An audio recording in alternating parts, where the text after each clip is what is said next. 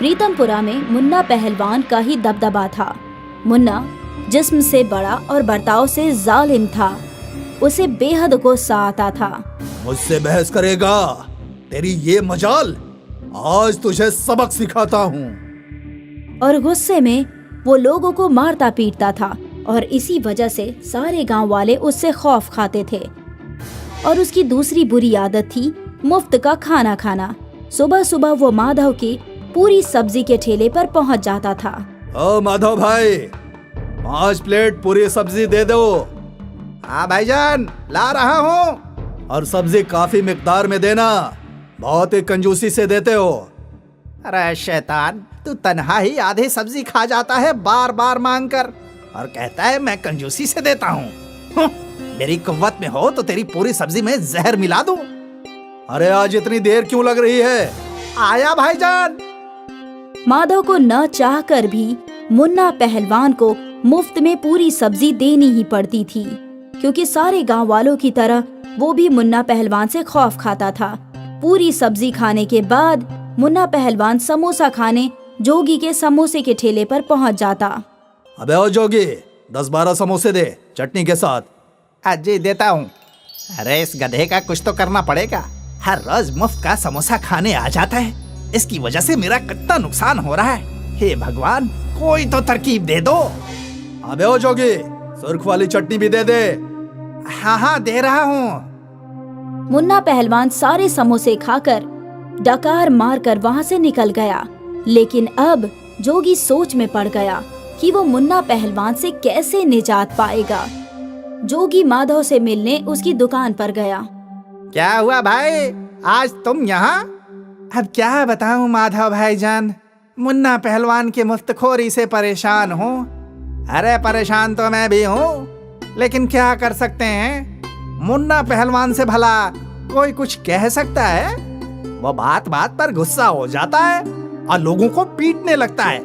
हाँ वो तो है, उसे ताकत से तो नहीं हराया जा सकता, लेकिन अक्ल से। अब तुम्हें ही कोई तरकीब निकालनी होगी जोगी। मेरी तो जिंदगी गुजर गई उस मुफ्तखोर को मुफ्त में खिलाते खिलाते। ठीक है भाईजान, मैं कुछ न कुछ सोच ही लूंगा। उस रोज से जोगी तरकीब ढूंढने लगा कि वो कैसे मुन्ना पहलवान से निजात पा सकता है। दिन रात स्टॉल पर काम करते करते हुए वो वही ख्याल में खोया रहता। एक रात की बात है, जोगी अपना स्टॉल बंद कर रहा था, तभी उसके पास एक ज़ईफ शख्स आया। बेटा समोसा है क्या? आखिरी 2 बचे हैं, ये लीजिए। कितने पैसे हुए बेटा? अब क्या पैसे लूं चचा जान, आखिरी 2 थे, आपके लिए मुफ्त थे। अच्छा, तुमने मेरा पेट भर के मेरी मदद की, तो अब मैं भी तुम्हारी मदद करूंगा। वो कैसे? ये लो जादुई पाउडर, इसे कल अपने समोसे में मिला देना और उसे समोसा खाने की आजमाइश देना। तुम खुद अपने बनाए हुए समोसे खाना, मुन्ना एक समोसा से ज्यादा खा ही नहीं पाएगा और वो हार जाएगा। हाँ, और फिर वो कभी भी मुफ्त का समोसा नहीं खाएगा। वाकई? हाँ। और फिर वो ज़ईफ शख्स गायब हो गया। जोगी काफी देर तक उस जादुई पाउडर को देखता रहा।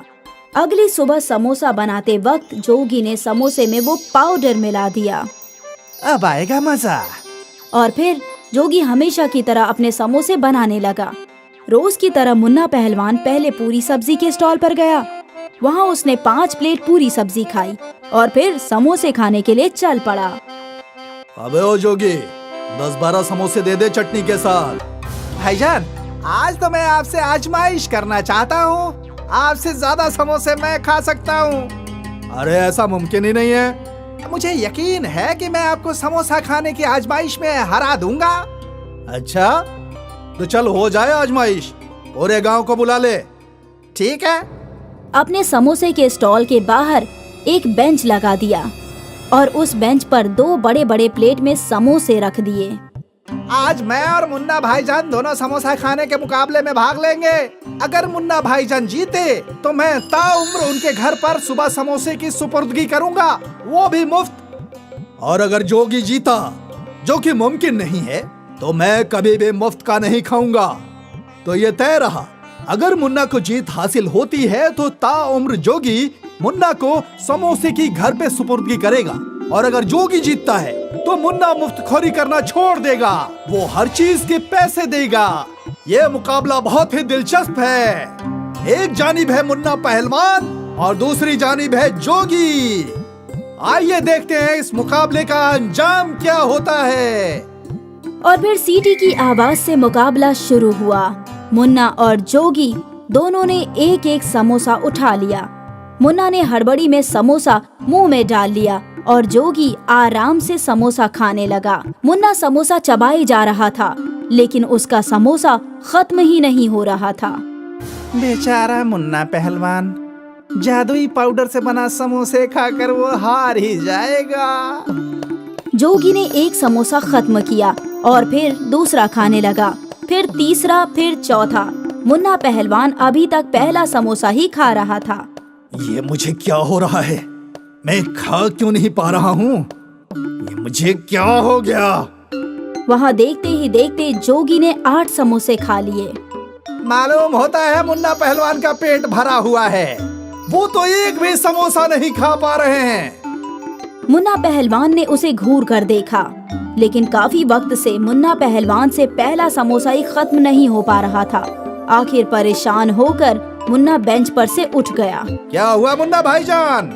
मुन्ना की आंख, नाक और मुंह सब सुर्ख हो चुके थे। वो समोसा खत्म ही नहीं कर पा रहा था और फिर आखिरकार उसने वो समोसा थूक ही दिया। मैं अपनी हार कबूल करता हूँ। तो आज एक नामुमकिन जीत हासिल की है जोगी ने। जोगी ने 10 समोसे खा लिए और मुन्ना हार गया है। वो एक भी समोसा नहीं खा पाया।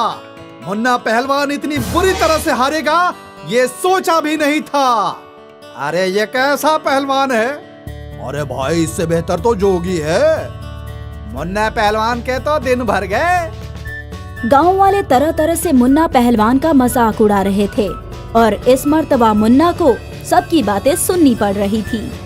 मुन्ना पहलवान पहली मर्तबा मुकाबला हारा था। लानत है मुझ पर। मुन्ना अपना मुंह छुपाकर वहाँ से भाग निकला। सारे गांव वालों ने जोगी की बहुत तारीफ की।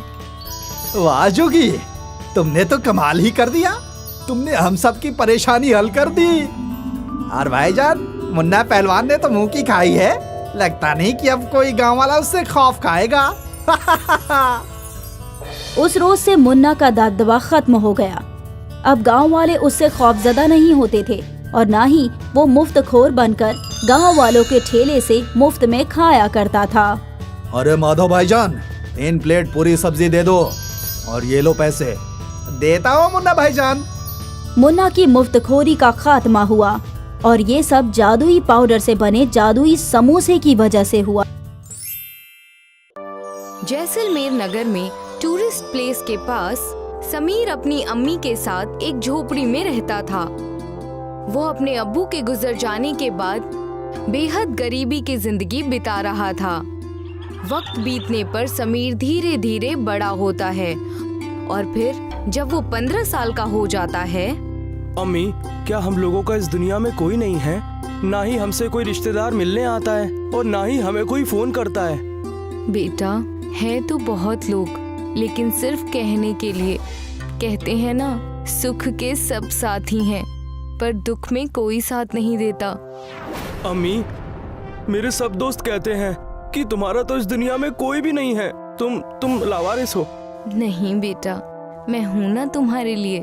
तुम परेशान मत हो, हमारे दिन जरूर बदलेंगे। फिर उन लोगों को तुम भी जवाब दे पाओगे। हाँ अम्मी, सही कहा आपने। चंपा लोगों के घरों में काम करके 2 वक्त की रोटी जुटा पाती थी। समीर इस बात से बेहद परेशान होता है। फिर एक दिन वो नदी के किनारे बैठकर सोच रहा होता है। तभी वो नाव की सवारी कराते लोगों को देखता है, तो वो भी ये करके पैसे कमाने की सोचता है। अरे चचा, मुझे भी ये नाव चलानी है और पैसे कमाने हैं। हाँ तो नाव खरीद के ला और चला। अरे चचा, इस नाव को खरीदने में कितने पैसे लगते हैं? ज्यादा नहीं बेटा, बस 20,000 रुपए लगेंगे, खरीद लो। चाचा ये तो बहुत ही ज्यादा है मेरे लिए, मैं कहाँ से इतने सारे पैसे लेकर आऊंगा? क्या आप मेरी मदद कर देंगे? मुझे कुछ दिनों तक अपनी नाव पर ही काम करने दें, फिर मैं पैसे जुटाकर अपनी नाव खरीद लूंगा। समीर के ऐसा कहने पर नाव वाला सोचता है कि अगर इसको सिखा दूंगा तो मेरी बिक्री कम हो जाएगी, और ये तो नौजवान लड़का है और मुझसे भी तेज काम करके ज्यादा पैसे कमाने लगेगा, फिर मेरी नाव पर कोई नहीं आएगा। ये सोचकर वो कहता है, अरे बेटा तू अभी छोटा है, नहीं चला पाएगा, और पहले तुझे तैरना भी सीखना पड़ेगा। तब तक कुछ और काम कर ले, पैसे भी कमा ले नाव खरीदने के लिए। ठीक है चाचा। समीर चाचा की बात सुनकर घर चला जाता है। फिर अगले दिन अपने दोस्तों को सारी बात बताता है और फिर अपने घर के हालात भी बयां करता है। वो अपने दोस्तों से कोई काम बताने को कहता है। तब उसका एक दोस्त रुपेश कहता है, भाई एक बहुत आसान काम है, आने वाले टूरिस्ट लोगों को इस जगह के बारे में बातें बतानी है। हाँ क्या सच में इतना आसान काम है? हाँ भाई सच कह रहा हूँ, मेरा चचेरा भाई यही काम करता है। चल मैं उससे तेरी मुलाकात करा देता हूँ, तू काम सीख लेना और फिर करने लगना। समीर रुपेश के दोस्त से जाकर मिलता है, फिर उसका बताया हुआ काम सीख लेता है और करने लगता है। समीर के काम करने से उसके घर की स्थिति सुधरने लगती है। फिर उसके अब्बू की बंजर पड़ी जमीन पर वो अपनी अम्मी के साथ मिलकर धान उगाने लगता है। भाई तुम्हारा बहुत बहुत शुक्रिया कि तुमने मुझे इस काम में लगवा दिया, जिससे मेरे घर की हालत ठीक हो रही है। अरे भाई दोस्त बुरे वक्त में काम नहीं आएगा तो कौन आएगा? शुक्रिया मत बोल। बेटा ये लो, चावल के आटे के समोसे बन गए हैं, खाकर देखो तो कैसा लग रहा है। हाँ चाची जरूर, दीजिए खाकर बताता हूँ। रुपेश चंपा के बनाए समोसे खाता है। समोसा खाते ही वो अपनी उंगलियां चाटने लगता है और फिर कई बार और मांगकर खाता है और फिर कहता है, चाची आपने क्या लाजवाब समोसे बनाए हैं। मैंने तो ऐसे लाजवाब समोसे, वो भी चावल के, कभी नहीं खाए। मेरी माँ के हाथों में जादू है। चाची ठीक है मैं चलता हूँ, आप ऐसे ही समोसे मुझे रोज बनाकर भिजवा दीजिए। हाँ बेटा जरूर। फिर अगले दिन जब वो अपने काम पर जाता है तो वहाँ एक टूरिस्ट को घूमते घूमते भूख लगती है। फिर वो समीर से होटल के लिए पूछता है। समीर उसे होटल लेकर जाता है तो वहाँ पर सारे चावल के आइटम होते हैं जो उसे पसंद नहीं आते। तो वो कहता है, हे मैन, क्या तुम मुझे किसी अच्छी खाने की जगह ले चलोगे? मुझे चावल का सिंपल खाना खाना है। समीर को समोसे का ख्याल आता है और तब वो अपनी अम्मी को फोन करके समोसे और चटनी बनाने को कहता है। माँ मैं 2-4 लोगों को लेकर आ रहा हूँ, आप समोसा तैयार रखना। समीर के कहने के हिसाब से उसकी अम्मी चावल के आटे के समोसे तैयार करती है और उसे बेहद खूबसूरत तरीके से परोसती है। तब जब समीर उस टूरिस्ट को लेकर वहाँ पहुँचता है तो उसकी अम्मी उसे समोसे परोसती है। ये तुम हमें कहाँ ले आए हो? हम लोग ऐसी कैसी जगह नहीं खाना चाहते। सॉरी जनाब, पर आप लोग परेशान ना हो, ये मेरा अपना घर है और आप लोग एक बार मेरी माँ के हाथों के समोसे खाकर देखें, फिर आपको कोई भी परेशानी हुई तो सबकी जिम्मेदारी मैं ही लूँगा। हाँ साहब, और आप लोगों का मन हो तभी हमें पैसे दीजिएगा, नहीं तो पैसे दिए बिना ही चले जाइएगा। ठीक है, तुम इतना कह रहे हो तो हम खा लेते हैं, फिर देखते हैं हमें क्या करना है। समीर और चंपा के कहने पर वो टूरिस्ट समोसे खाने लगते हैं और उसके साथ दी गई सरसों की चटनी और इमली की चटनी भी खाने लगते हैं। वो लोग समोसे खाकर बेहद खुश हो जाते हैं और फिर और समोसे मांगकर खाते हैं। वाह, क्या लाजवाब समोसे बने हैं। हाँ बिल्कुल, तुमने सच कहा। वो उसकी खूब तारीफ करते हैं और फिर समोसे की कीमत से ज्यादा पैसे देते हुए कहते हैं, तुम लोग इसकी दुकान खोल लो, बहुत ही अच्छी इनकम होगी। हाँ जरूर सर, जरूर ऐसा ही करेंगे। टूरिस्ट की कही गई बात को मानकर समीर और उसकी अम्मी मिलकर समोसे की दुकान खोल लेते हैं और उनकी दुकान बहुत जल्दी मशहूर हो जाती है। आसपास के लोग और टूरिस्ट को सबको समोसे बहुत पसंद आते हैं। अम्मी, आपके डिजाइन किए हुए रिंग रोल समोसे और भी लोगों को पसंद आ रहे हैं। और नए नए डिजाइन के समोसे बना दिया करो, जिससे लोग और खुश होकर और भी समोसे खरीदे। समीर के कहने से उसकी अम्मी और भी डिजाइन से समोसे बनाने लगती है, जिससे उसकी डिमांड और भी बढ़ जाती है, जिसके लिए और भी लोगों को काम पर रखना पड़ता है और उसके समोसे फिर दूर दूर तक जाने लगते हैं और उसका मुनाफा बहुत अच्छा होने लगता है। ये जानकर फिर मीडिया वाले आकर उसका इंटरव्यू लेते हैं, जिससे पूरे शहर में उसका नाम रोशन हो जाता है, जिसे देखकर उसके खानदान के लोग भी उनसे रिश्ता बनाने लगते हैं। समीर पुरानी बातें भुलाकर सबसे मिलजुल कर रहने लगता है। सीख, अमीरी का साथी हर कोई, गरीबी का साथी कोई नहीं। सोमनगर गांव में राजू अंडे बेचने का काम किया करता था। ठंड होने की वजह से ग्राहकों की लाइन लगी रहती। हर साल वो बेसब्री से ठंड आने का इंतजार करता। न्यू ईयर का वक्त आ गया था। राजू लोगों को गर्मा गर्म ऑमलेट और हाफ फ्राई बनाकर खिला रहा था, लेकिन हर बार ग्राहक राजू की दुकान पर अंडे खा खाकर परेशान हो गए थे। उन्हें कुछ नया चाहिए था। शुरुआती दिनों में बिक्री हुई, लेकिन कुछ दिनों बाद उसकी ग्राहकी कम हो गई। अब राजू के यहाँ अंडे लेने शायद ही कोई आता। जो भी आते वो उधारी या फिर फ्री में लेने की फिराक में रहते। एक दिन राजू और उसकी बेगम रेशमा ने सोच रहा हूँ आज अंडे की दुकान बंद ही रखूं। आज तुम अंडे मत बनाना, हम कल से शुरू करेंगे। अगर आप नहीं जाएंगे, जो हमारे बचे हुए ग्राहक हैं, वो भी हमसे रिश्ता तोड़ देंगे। मेरी बात मानिए, आप आज साइकिल से जाकर दूसरे गांव में अंडे बेचिए। गर्मा गर्म अंडे साइकिल से बेचने पर लोग शायद खरीद ले। तुम सही फरमा रही हो बेगम, तुम कुछ अंडे उबाल कर रख दो, मैं साइकिल से जाकर उन्हें बेच आऊंगा। राजू साइकिल से अंडे बेचने के लिए घर से निकल जाता है और थोड़ी बिक्री करके वो जा ही रहा होता है। तभी उसे ख्याल आता है कि वो गांव-गांव जाकर कुछ दिन साइकिल से ही अंडे बेचेगा। कुछ समय बाद दो आदमी उसके पास अंडे खरीदने आते हैं। अरे भाई साहब सुनो, सुनो अंडे वाले भाई साहब, सुनो सुनो। बताओ भाई क्या चाहिए? मेरे पास उबले हुए अंडे हैं, ऑमलेट है और अंडा करी भी है। तुम्हें क्या चाहिए?